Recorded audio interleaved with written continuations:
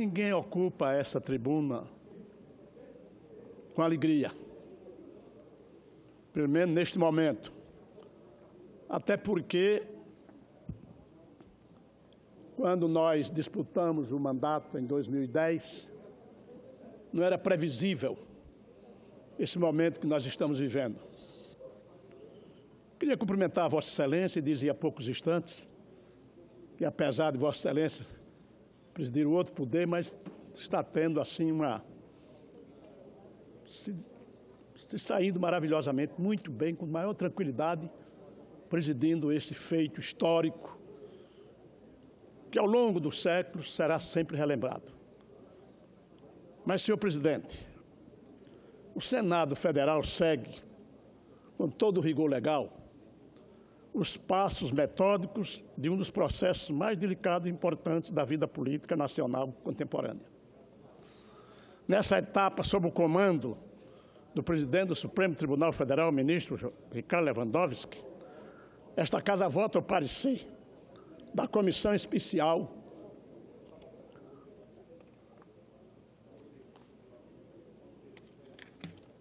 do impeachment, inaugurando o julgamento da presidenta Dilma Rousseff em plenário. A ninguém mais ocorre qualquer dúvida sobre a relevância desse processo na história do país e na vida de cada cidadão brasileiro. Contra todos aqueles que ainda contestam a idoneidade desse processo, somos testemunhas de que toda a formalidade processual tem seguido o risco a respeito aos preceitos constitucionais, sobretudo aqueles relativos ao devido processo legal, garantindo o direito à ampla defesa e ao contraditório. Em cada etapa desse longo, mas necessário roteiro político e jurídico, sequer um tropeço ritualista foi cometido. O compromisso com a lisura foi o lema maior de cada senador e senadora envolvido na comissão de impeachment, para o irretocável resultado, da qual a condução do senador Raimundo Lira somente pode ser resumida como excepcional. Na mesma linha, senhor presidente, a peça primorosa do relator, senador Antônio Anastasia, sobre o impeachment da presidenta, oferece elementos suficientes em relação à materialidade e à lógica com farta argumentação. Para tanto, sem contestação, a fase de instrução permitiu coletar e coligir provas robustas, seja pelo depoimento, pela documentação e perícias. Segundo o parecer do senador Anastasia, todas as ações praticadas por Dilma Rousseff, enquanto presidente, são relevadas nas raízes e expostas abertamente, sem subterfúgios retóricos. Desse modo, tudo indica e evidencia a existência de ilícito na conduta financeira da nação, seja pelas convencionadas pedaladas fiscais, seja pelas edições irregulares dos decretos. Em síntese, senhor presidente, na rigorosa visão do nobre relator, provas sobejam, seja por ação direta, seja por omissão, de que houve crime de responsabilidade nos dois casos em que a presidenta é acusada, tanto na abertura de créditos suplementares sem autorização do Congresso Nacional, quanto nos atrasos dos pagamentos de valores devidos a bancos e fundos públicos. Com muita propriedade, o parecer aponta que a omissão da presidenta permitiu o financiamento de despesas primárias pelo Banco do Brasil por meio de operações de crédito, o que é expressamente proibido pela Lei de Responsabilidade Fiscal. Em seu relatório, o senador Anastasia demonstra de forma muito didática que houve uma espécie de ação coordenada do Banco Central e da própria Comissão de Valores Mobiliários ao transigirem com as irregularidades propostas no Palácio do Planalto. Como se sabe, mudar a meta fiscal no meio do exercício orçamentário por força de assinatura de decreto não procede à luz das regras constitucionais.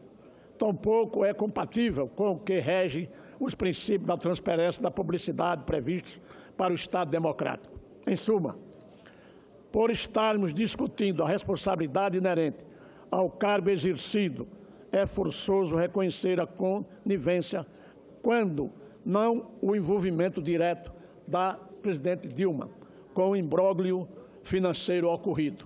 Por outro lado, senhor presidente, a população brasileira emite sinais claros e expressivos de que compreende as irregularidades cometidas pela presidente e exige punição dentro das leis. Embora a questão orçamentária seja exageradamente técnica, até para os especialistas, o fato é que o desrespeito à lei impactou e vem impactando violentamente o cidadão mediante as consequências negativas geradas na produção econômica do país. Por encadeamento lógico, a queda do PIB refletiu no desemprego, na inflação e em menor grau de investimento, causando diretamente uma piora significativa na qualidade de vida dos cidadãos brasileiros. Enfim, nós brasileiros, não nos escapa que o Brasil atravessa hoje um momento histórico de cruciais mudanças institucionais.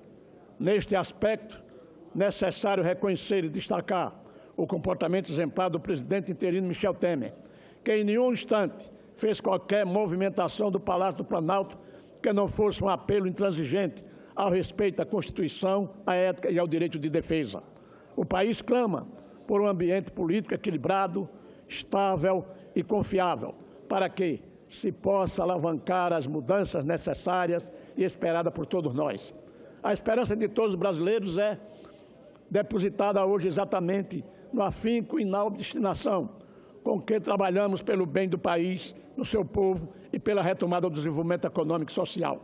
Assim, cabe ao Senado Federal, assumindo e cumprindo seu papel, agir com bom senso e responsabilidade na decisão sobre o acolhimento da denúncia contra a presidente. O exercício legislativo de 2016 já rompeu sua segunda metade e o país necessita de notícias mais auspiciosas.